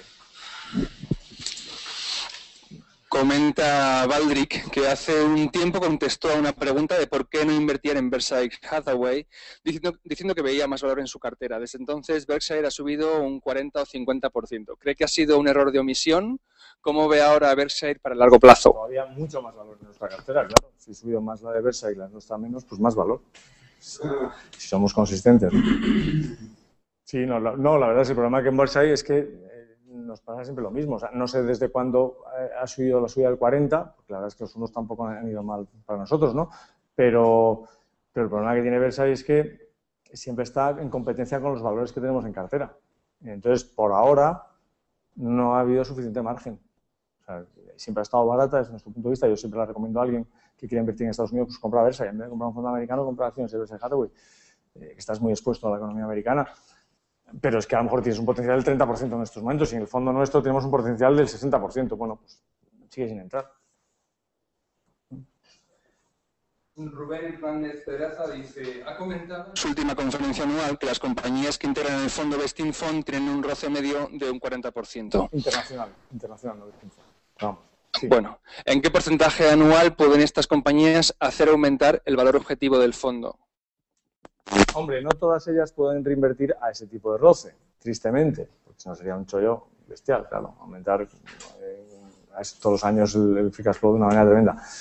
O sea, no sé, ¿qué te voy a decir? Porque hay compañías de todo tipo, ¿no? Unas que no tienen crecimiento, otras que sí, otras que tal. No lo hemos calculado. Hombre, con que suba desde nuestro punto de vista el valor objetivo un 5 o un 10% anual, ya nos vamos con un canto de los dientes.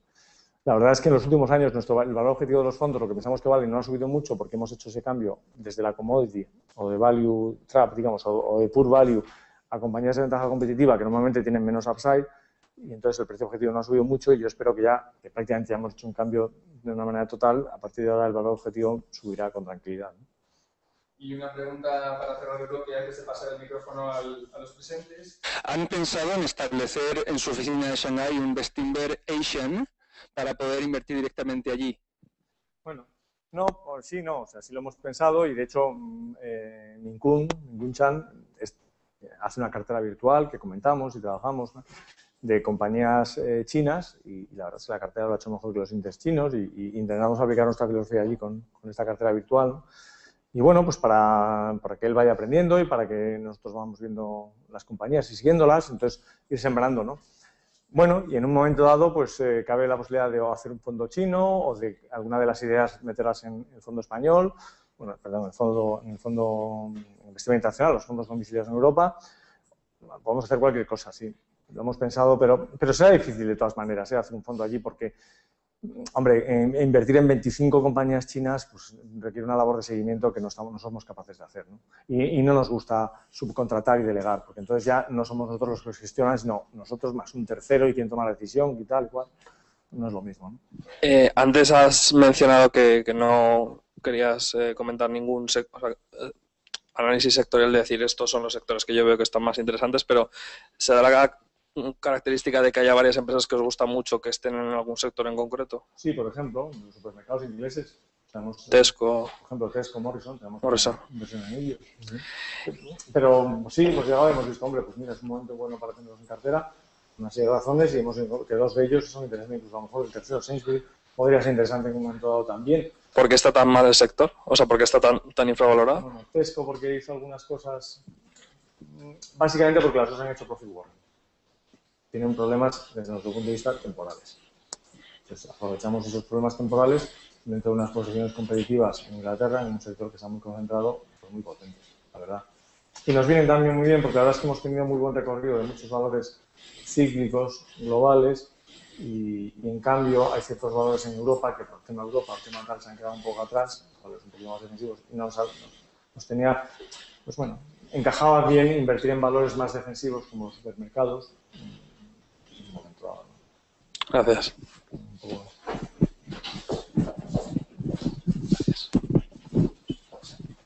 Sí, no es sobre empresas en concreto, pero creo que son pertinentes. Igual tengo dos preguntas. La primera, bueno, cuando entraba estabas hablando de ello, entonces igual ya lo has respondido. Es si sois discriminadores por excelencia, es decir, no vais con la marea, ¿no? Incluso has comentado, no sé dónde va a estar el IBEX a final de 2013, ¿no? Me da un poco igual, quiero picar aquellos que son los valores buenos, ¿no? Si esta es un poco la filosofía, ¿por qué no jugáis en market neutral, ¿no? Es decir, discrimino el bueno del malo y me aprovecho de esa diferencia, ¿no? Se supone que tenemos que ser short. Sí, pues tan caro sale, ¿sabes? Hay que estar pendiente continuamente del rollover. Y es que de verdad que no enciendo el ordenador hasta las 7 de la tarde. Y es que eso no permite trabajar muy concentrado en lo que tengo que hacer. Entonces es cambiar de manera de actuar, y es muy radical el cambio. Estar pendiente de si, oye, que ha caído algo que está en contra de ti, es short y tienes que poner garantías. Eso es muy bien, claro, porque no lo he investigado mucho, pero es otra actitud. Y es verdad que en algunos momentos puede funcionar, no un banco contra otro o lo que sea.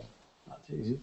Pero es, no sé, lo que dices, mira, pues el IBEX este año está en el año, el IBEX está a día de hoy en menos 5 y nuestros fondos españoles están más 5. ¿Qué va a hacer? Pues a lo mejor sube otro 5%, cada otro 5, y después vamos a subir otro 5. Al final es evidente que cuando la bolsa va hacia arriba, de tu de arriba, ¿no? Es más fácil, ¿no? Pero ¿eso qué es? O sea, y la segunda, no sé si la formulo bien, pero yo como inversor particular modesto, muchas veces me encuentro con la frustración de encontrarme con balances o con financial statements que son poco menos que ilegibles, muchas veces infumables, permítaseme, ¿no? Por ejemplo, por poner un ejemplo, le pegué una ojeada una vez a CAF, que supongo que la habréis visto, y a mí particularmente me parece que está bastante mal presentado, la letra incluso de los balances está, a mí me parece bastante ilegible. Y además se me ocurrió ver la nota 9 o 11, que no sé si hablaba de los activos intangibles, y aparecía ahí una jerga del sector ferroviario y demás, que para mí era imposible de discriminar. Me parecería más fácil casi cogerme un manual de física cuántica. Mi pregunta es, ¿cuál es vuestra actitud? Si algunas veces os encontráis con esto, es decir, como economistas, que supongo que seréis, os encontráis con este tipo de obstáculos, ¿y cuál es vuestra actitud? Es decir, esa información, o os ponéis contacto con la empresa para que os decida un poco qué están poniendo. Hombre, es cierto, lo que no tienes que hacer es, sí, efectivamente, o sea, si hay un balance que no entiendes, pues vete a la compañía, ¿no? Porque no todos son así. El de CAF es especialmente complicado. Nosotros hemos tenido que estar, yo últimamente no me los he leído, pero hace 10 o 15 años me los leía y es que sí. Tenías que ir con la compañía y con, oye, ¿esto qué tal? ¿Qué es esto? ¿Qué tal? Que no entendemos esto, tal. Efectivamente, es una compañía complicada de entender vía cuentas. Lo que pasa es que como, digamos, aficionado, pues vete a otras. ¿Sabes? Es decir, porque si no tienes el posible acceso a la compañía que hemos tenido nosotros, siéntate en otras. En ese sentido, el contacto con la empresa es relativamente importante. Sí. En ciertos casos sí, tienes razón. Sí. A mí me gusta cómo representas las compañías inglesas. Me parece que representan bastante bien, en general. Lo que pasa es que has cogido un caso que es extremo, que es el de CAF, ¿eh? O sea, no todas son tan... Es que yo creo que lo tiene a gala, ¿eh? Que no se entienda nada.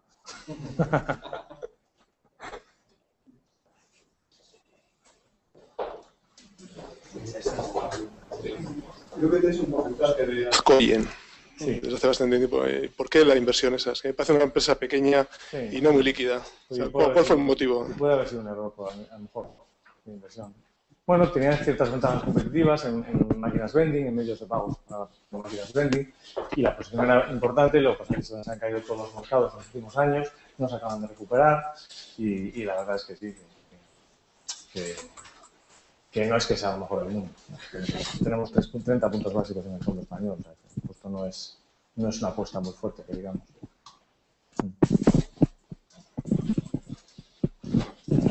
Yo la verdad es que la pregunta no era sobre una empresa concreta, me salgo un poco, pero cuando has hablado de compañías con presencia global, etcétera, ¿cómo hacéis para gestionar el riesgo de tipo de cambio que lleva asociado? Bueno, es que precisamente al ser empresas globales nos da un poco igual el riesgo de cambio. Es decir, pues la BMW, nuestra gran empresa, ¿no? La mayor inversión, pues vende el 25% en Estados Unidos, el 40% en Europa, el 20% en China, tal. Al final estás expuesto a todas las monedas. Y lo que te dicen, lo que ves con el tiempo, es que, pues no tiene gracia, bueno, nos lo dijo el director financiero de BMW la primera vez que invertimos hace 6 o 7 años, nos enseñó un chart del marco alemán y el dólar, bueno, marco euro, y el dólar desde años 70 a año 2007, y es que empezaron aquí los dos y acabaron aquí los dos. O sea, es que al final las políticas económicas convergen en todos los países. Ahora vamos a darle a la máquina de imprimir, ahora vamos a dar a la máquina de gasto público, ahora no, hay que haber austeridad. Y en general, como ves, todas van en el mismo camino y las monedas normalmente van en esa misma línea, salvo países que se están colapsando y demás, ¿no? Pero bueno, al final también, si el país se colapsa, o sea, si el país tiene una depreciación de la moneda muy fuerte, una devaluación muy fuerte, pues también es verdad que las ventas y la inflación en ese país subirá, y entonces, como estás invirtiendo en activos reales, pues te da un poco igual, ¿no? O sea, incluso en el peor escenario, ¿no? A largo plazo, ¿no? O sea, que no lo tenemos muy en cuenta. Tenemos una cartera diversificada que vende en todo el mundo y bueno, no hacemos ningún hedging. De hecho, gracias, porque hicimos un hedge, la última vez que hicimos un hedge fue cuando empezamos con el Fondo Internacional en el año 99, algo así, y entonces el dólar estaba a 0,90, ¿no os acordáis que el dólar estaba fortísimo y tal, ¿no? Entonces teníamos en aquel momento que empezamos con el Fondo Internacional un 35% en dólares, o sea, que es una cantidad importante, entonces decidimos hacer un hedge en el Fondo Internacional. Entonces nos llamó la Comisión Nacional del Mercado de Valores y nos dio un toque porque, oye, es que vosotros no tenéis unidad de riesgos. No, pues no, joder, somos pequeños, tal, y para hacer una cobertura de dólar, no sé, o sea, qué riesgo, ¿no? No, pues hay que quitar la cobertura de riesgo de dólar porque no tenéis unidad de riesgos. Total, que nuestros clientes, por no tener unidad de riesgos, asumen un riesgo que te cagas y asumimos una subida del dólar de 0,90 a 1,40. No, vete tú a decir al burócrata que es que, a ver, que hay que tener unidad de riesgos, que el mayor riesgo que tenemos es él, o sea... Ese es el caso real, o sea, tuvimos que deshacer las operaciones de cobertura y nunca más hemos vuelto a hacer cobertura, ¿no? Y es verdad que a veces, en un momento dado, hay situaciones extremas en las que ves que pues, en monedas muy típicas, el euro, el dólar, tal, que llegan a una situación extrema que tiene lógica que eso no va a seguir así, ¿no? Y te podrías cubrir un poco, tal, no sé qué, ¿no? Normalmente no es lo habitual. Normalmente, pues mira, si el purchasing parity del dólar y el euro está a 1,22 o 1,20, pues está a 1,30. Pues bueno, por ahí anda, ¿no? O sea, que se va a 1,40, que baja a 1,10, tal. Pues, esos no son movimientos que a nosotros nos influyan mucho, ¿no? Sí, ellos lo gestionarán, sí. Sí. Sí. Hay unas que sí, otras que no, es que hay casos para todos. Hay unas que están totalmente fechadas, otras que no están nada fechadas, bueno, porque no hagan ninguna barbaridad, ¿no? Como algunas brasileñas que hace 3 años, fantásticas compañías líderes globales como Ana Cruz, que quebraron por jugar a derivados. O sea, una cosa tremenda, ¿no? O sea, que no hagan ninguna barbaridad, ¿no? Bueno, mi pregunta es sobre emergentes, pero dejando de lado los BRICS, o sea, centrándonos en los próximos 11, como diría Jim O'Neill, sabiendo que tu opinión es bastante optimista en cuanto a China, a los problemas de China, y viendo las recientes caídas en los asiáticos, sobre todo, ¿han entrado empresas dentro de vuestro radar con ventajas competitivas en países que quizás no están tan seguidas por ser mercados menos avanzados? Hombre, sí, o sea, han entrado países, han entrado empresas, pero, o sea, no empresas, ¿no? Porque realmente nos cuesta mucho comprar empresas de Indonesia, ¿no? O sea, no vamos a hacerlo, ¿no? Pero sí seguir un poco lo que está pasando en esos países para ver pues todo el grado de sostenibilidad del crecimiento global y seguir un poco por deporte, como decía antes, ¿no? Aplicarlo más allá nos cuesta mucho y preferimos hacerlo vía empresas cercanas europeas que estén expuestas a eso, poco a poco, ¿no? Ese es el camino que por ahora estamos siguiendo y yo creo que es el correcto, ¿no? Porque el otro es muy complicado de hacer, muy complicado. Era complemento. ¿Habéis analizado alguna vez alguna compañía en África? No, nunca hemos ni analizado ni estado a 30 metros de analizarla, no. Se nos ha pasado por la cabeza, o sea que no tengo una idea, ¿no? Bueno, sí, Marroc Telecom, que es de Vivendi, en Vivendi hemos hecho alguna vez algún pinito y tal, ¿no? Yo lo que hace un Investor Flaxis Daniel en Sudáfrica, es curioso de él. Sí. No, África realmente está yendo muy bien, vamos, como continente. No está, parece que un crecimiento del 5% anual en 10 años, bueno, no está mal como continente. Yo lo estudié así a nivel particular. Y algo está muy bien. Sí, lo que pasa es que un poco lo mismo, ¿no? O sea, pues a ver si preferimos las compañías nuestras que hagan cosas allí, ¿no? O sea, no tiene sentido para nosotros abrir otra batalla, ¿no? Os he estado hablando antes sobre Mittal y la posición que tenéis ahora por cómo está el sector. Creo que también tenéis posiciones en Acerinox. También es una inversión por depresión del sector, idéntica, ¿no? Sí, pero no hay ninguna diferencia por ser los más eficientes o el management. Sí, claro, es el más eficiente. En Acerinox está claro que es el más eficiente del mundo. Lo que pasa es que ahora tienes una cosa que es el Peak Iron, que está ahí poco. Es una manera de hacer acero inoxidable utilizando menos níquel, que es una incógnita que hay que ver cómo evoluciona, ¿no? O sea, es un pequeño riesgo adicional al habitual, que si no, pues es obvio que pues, cuando va a subir a Acerinox, ¿no? La tercera o cuarta vez que hacemos Acerinox en 20 años, ¿no? Sí, creo que estáis en Sonae Inmobiliaria. ¿Hay alguna? Bueno, estamos en Sonae Grupo, Sierra. que es accionista de Sonae Sierra. Vale. 50% con el Duque de Gros. Sí, ¿hay alguna inmobiliaria en España que os guste o en la que entraríais a determinado precio? Hemos estado viendo alguna. Colonial. No me pides la lengua, pero no te lo voy a decir porque es que no hemos hecho nada, ¿eh? Pero hemos estado mirando alguna, pues por la misma razón que estamos mirando los bancos, porque bueno, es un momento interesante para hacer cosas en España en ese sentido. De hecho, los 3 gestores hemos comprado activos individuales en el último año, o sea que nunca habíamos comprado desde hace tiempo. Por lo menos Álvaro y Fernando vivían de alquiler desde siempre, ¿no? O sea que es momento para mirar cosas. Lo que pasa es que están todas tan endeudadas que es que al final ganar o perder dinero depende de la refinanciación que consigan con la banca. Entonces, claro, es como que eso, que ganar dinero depende de lo que digan los electores alemanes. Pues no tiene sentido invertir de esa manera, ¿no? Has mencionado ahora, presidente, que si estás endeudado con la banca, siempre habláis de que preferís que una empresa no esté endeudada, pero imagino que miráis también cuál es la calidad de esa deuda, si esa deuda son bonos, a qué plazo son, si estás endeudado con un banco, cómo de amigo es el banco.